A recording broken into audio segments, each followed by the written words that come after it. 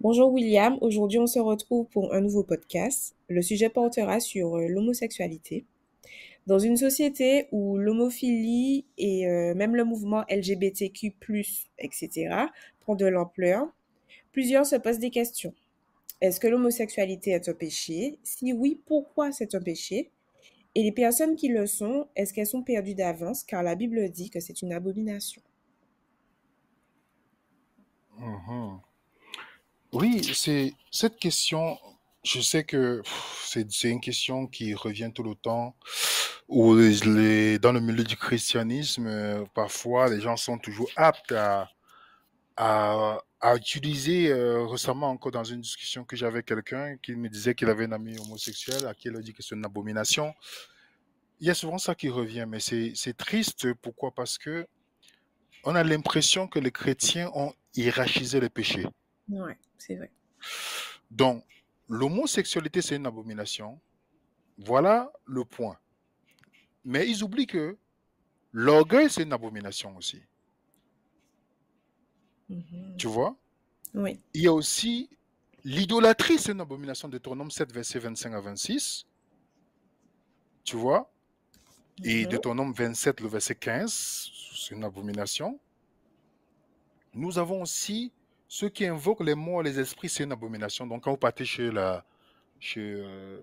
voilà, la Oui. voyante, tout Ouais, ça. ouais, ouais. Et celui qui pêche, qui pêche, sa prière est une abomination. Proverbe 28, verset 9. Mhm. Celui on dit dans le Proverbe 17, verset 15, celui qui absout le coupable et celui qui condamne le juste sont tous deux une abomination devant l'Éternel. Tu vois? Oui. Donc, on a dans la Bible plusieurs choses qui sont une abomination. Non pas seulement l'homosexualité, je dis la pratique de l'homosexualité, non pas seulement, puisque le focus est toujours quand il s'agit de parler de la pratique de l'homosexualité, l'orgueilleux, c'est une abomination dans la Bible. Et tout ce que j'ai cité, on peut citer plusieurs, hein. Mais est-ce que on peut hiérarchiser le péché en tant que chrétien? Non. Parce que je ne pense pas qu'un hétérosexuel, parce qu'il est hétéro et pratique le sexe hors mariage, que ça veut dire qu'il est sauvé aussi. Il n'est pas mieux, en fait. Tu vois ça? Ouais. Dieu n'est pas contre les homosexuels. Dieu est contre la pratique de l'homosexualité. Dieu n'est pas contre les divorcés. Il est contre le divorce. C'est pourquoi il dit je hais le divorce. Il ne dit pas je hais les divorcés. Mhm. Tu vois? Le problème, c'est que nous, notre approche est toujours dans la haine des autres et non la haine du péché. Tandis que Dieu a la haine du péché, mais il aime le pécheur. Donc, comme l'homosexuel, comme l'orgueilleux, comme le fornicateur, comme le menteur, toutes sortes de péchés, qu'est-ce qu'ils ont besoin en fait? Du sauveur. D'un sauveur. Ils ont besoin d'un sauveur. Et chacun lutte à son niveau selon son péché. Je peux Mhm. penser que je suis mieux que l'homosexuel parce que moi, mon péché, c'est autre chose. Et je pense que je suis mieux parce que ce n'est pas l'homosexualité. Non, on est tous pécheurs. Il n'y a pas un seul juste. Donc, nous devons avoir beaucoup d'humilité lorsqu'on aborde. Et ça prend déjà beaucoup de courage à quelqu'un de vous dire qu'il est homosexuel ou lesbienne. C'est ça. Donc, on doit savoir dans un monde où parfois ils sont maltraités, je dis pas tous, je dis parfois ils sont maltraités, de savoir comment les gagner autrement que par cette façon de faire.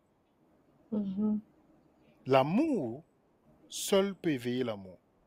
Donc nous devons avoir une approche. Qu'est-ce que Jésus ferait en face d'un homosexuel?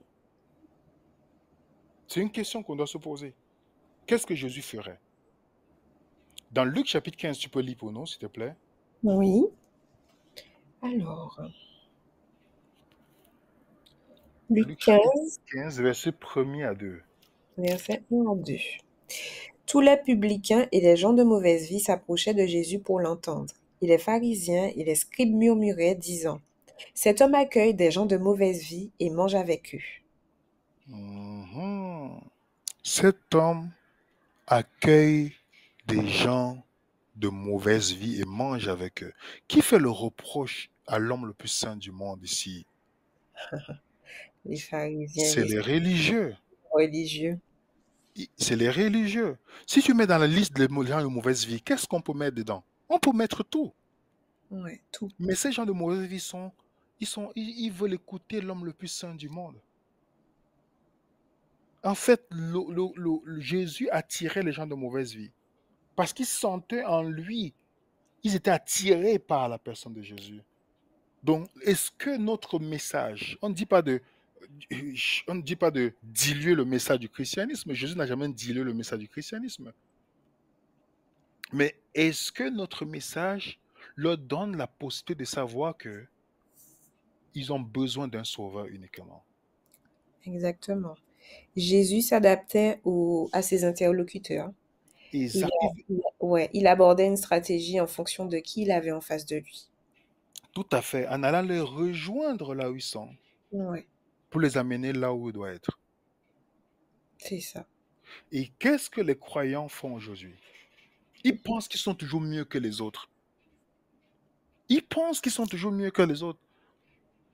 Et tu entends souvent quelqu'un dire, oui, si quelqu'un m'a fait ça, c'est fini. Tu penses que tu es mieux. Qu'est-ce que tu as fait à Dieu? C'est Tu vrai. vois? Qu'est-ce que toi, tu as fait à Dieu? Tu penses que si Dieu doit te juger comment tu juges les autres, comment tu vas fonctionner? Il a usé de miséricorde envers toi. Mhm. C'est vrai, on se sent supérieur aux autres. Et d'ailleurs, c'est à cause de ça que certains non-croyants repoussent Dieu parce que le comportement même du chrétien, du croyant, ne donne pas envie. Oui, c'est pourquoi Paul dit, à cause de vous, le nom de Dieu est blasphémé parmi les païens. C'est ça. Le comportement pousse certaines personnes à ne pas être intéressantes en disant, oh, si c'est ce qu'il présente, si c'est comme ça, pourtant, c'est même pas comme ça que Dieu fonctionne. Mais Mhm. ces gens sont tellement saints dans leur tête, Ouais. oubliant qu'ils ont besoin d'un sauveur, au point où les autres personnes semblent être des abominations à leurs yeux. Pourtant, ils sont dans l'abomination aux yeux de Dieu, rien que le traitement qu'ils ont envers le prochain. Envers l'autre. C'est Qui ça. suis-je moi pour pouvoir voir quelqu'un à cause de son orientation ou quelqu'un à cause de son péché pensant que je suis mieux que la personne? C'est juste une folie, c'est la folie du salut par les œuvres qui te met dans cette condition. Par la grâce de Dieu, on a eu le privilège ou la possibilité de pouvoir étudier avec, que ce soit homosexuel et lesbienne. Moi, dans l'étude, en comprenant ces choses par la grâce de Dieu, ça m'a permis, je n'ai jamais abordé la question avec eux. Je suis jamais allé dans Lévitique 18, verset 22 pour pouvoir sortir ça sur leur visage. Parce que Dieu m'avait compris que je suis un pécheur comme eux et je pêche différemment. Donc ma position devait être une position d'humilité. La même manière que Dieu use de patience à mon égard, je dois user de patience si j'ai accepté la grâce divine. Et aujourd'hui, Emmanuel, c'est la fille qui était avec une femme depuis des années. Elle, aujourd'hui, elle est mariée à un homme. Et le monsieur est marié avec une femme. Il a des enfants maintenant. Et Amen. la fille qui m'appelle me dit, écoute, je ne sens plus l'attirance pour telle ou telle personne.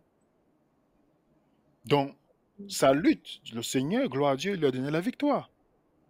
Ma lutte, il y a les luttes que Dieu nous donne la victoire, il y a les luttes qu'on lutte encore pour demander à Dieu la victoire, on est d'accord?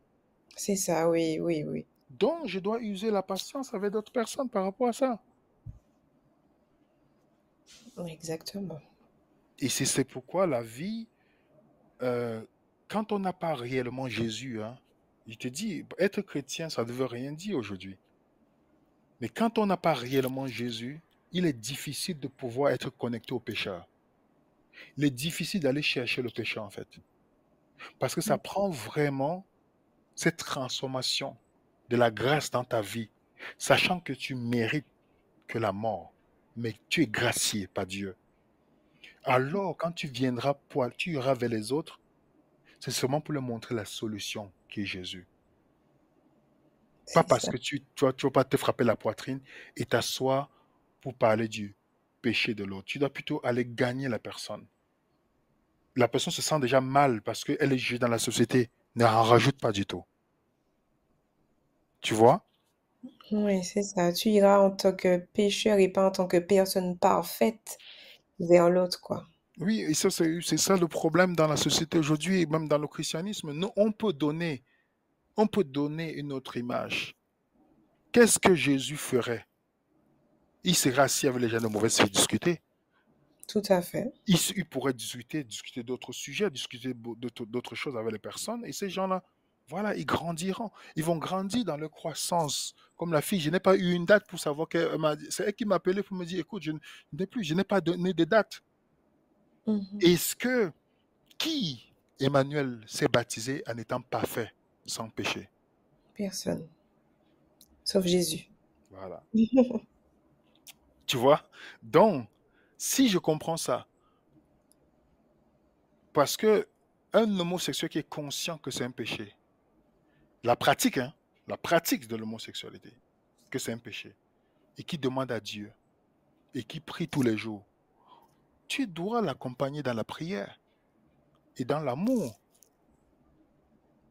Mhm. tu vois? Et sachant que nous avons deux natures. On a la nature avec laquelle nous luttons, c'est notre première naissance, et la nouvelle naissance, quand on commence à comprendre les choses de Dieu, on commence à lutter au fur et à mesure, et petit à petit, Dieu nous donne la victoire, des petites victoires, en victoire de victoire, jusqu'à ce qu'on comprenne, parce que le but de Dieu, c'est de nous donner la victoire sur nos péchés conscients. Oui, Mais c'est pas l'amour seul que Dieu orchestre ce mécanisme, en fait.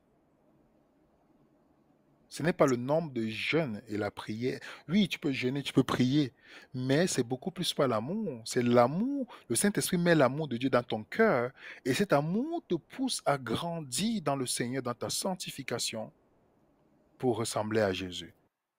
pour les personnes qui le sont, mais qui ne savent pas elles sont dans le péché du coup en ayant ces pratiques, est-ce que ces personnes sont perdues ou quel est le plan de Dieu pour elles? Celles qui sont dans le péché mais qui ne savent pas que c'est une pratique mauvaise, Oui, ouais, nous ne pouvons pas, on ne peut même pas dire à quelqu'un qu'il est perdu ou sauvé. c'est ça. Le seul moyen de salut, c'est Jésus, mais il y a aussi, Dieu a tenu compte dans Romains chapitre 2. Pour ceux qui ne connaissent pas, ils seront jugés. La Bible est claire. Ceux qui pêchent sans la loi seront jugés sans la loi aussi. La Tu es loi. d'accord avec moi? Oui. Donc, Dieu ne peut pas te juger quelque chose que tu ne connais pas.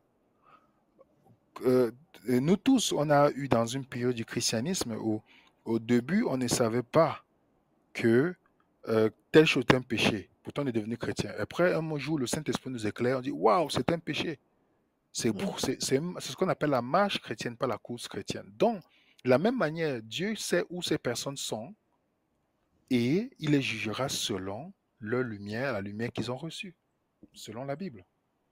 Donc, on peut demander, pour ceux qui écoutent, qui ont des enfants homosexuels ou qui sont passés par ces expériences ou qui sont dans cette expérience, nous vous demandons pardon pour tous les chrétiens qui vous ont fait du mal. Ce n'est pas ça le christianisme. Jésus ne vous traiterait pas comme ça. Jésus a beaucoup plus de compassion. Et c'est son amour qui nous transforme. Ce n'est pas les directives, c'est son amour beaucoup plus qui nous... Mais c'est grâce à son amour qui nous amène à son niveau. Donc, Amen. si un chrétien vous a déçu, ou des chrétiens ou des chrétiennes vous ont déçu en colportant, en vous traitant de tous les noms abominations, on vous demande pardon. Mais ce n'est pas ça le christianisme. Jésus n'est pas comme ça en fait. Donc ne tenez pas compte de leur mauvais témoignage qui va vous empêcher de connaître cette personne extraordinaire qui est Jésus-Christ. Amen. Merci William d'avoir répondu à ces questions. Est-ce que tu peux faire un court rappel de tous les versets, tous les chapitres que tu as cités? Oui, on peut donner par rapport les versets qu'on a parlé sur l'abomination, parce qu'il prend Lévitique 18, verset 22 pour dire que c'est une abomination. Il y a Deutéronome 7 dont on a vu que faire les images taillées, c'est une abomination. Deutéronome 27, verset 15. On a Deutéronome 18, verset 9 à 12, ceux qui consultent les esprits, les voyants, toutes ces choses. On a Proverbe 28, verset 9. On a Proverbe 17, verset 15. On a Proverbe 6, verset 13 à 19. On a Malachie 2, verset 11, où Dieu parle de l'infidélité comme une abomination. Mhm. Donc, on a Proverbe 24, verset 9. On a Luc 16, verset 15, où le fait de vouloir être, le fait de vouloir paraître devant les hommes, c'est une abomination devant Dieu. Donc, voilà un peu les versets qu'on a donnés pour montrer qu'en fait, nous, on n'a pas la capacité de hiérarchiser les péchés. Seul celui qui a subi et qui connaît c'est quoi le péché peut les hiérarchiser. Nous tous, on est des pécheurs, on pêche seulement différemment, donc restons humbles et demandons la grâce unique de Jésus-Christ, quoi. C'est ça. Ne soyons pas dans le jugement. Il n'y a pas de hiérarchisation des péchés. Vous avez les références qui vous permettront de voir qu'il n'y a pas que l'homosexualité qui est une abomination. En fait, tous les péchés sont une abomination. Et nous ne sommes pas des juges. Nous sommes des pécheurs qui avons besoin d'un sauveur. Nous avons besoin de sa grâce et de sa miséricorde. William, je te remercie d'avoir traité le sujet avec moi. Je te dis à bientôt pour un prochain épisode. Bye. Bye.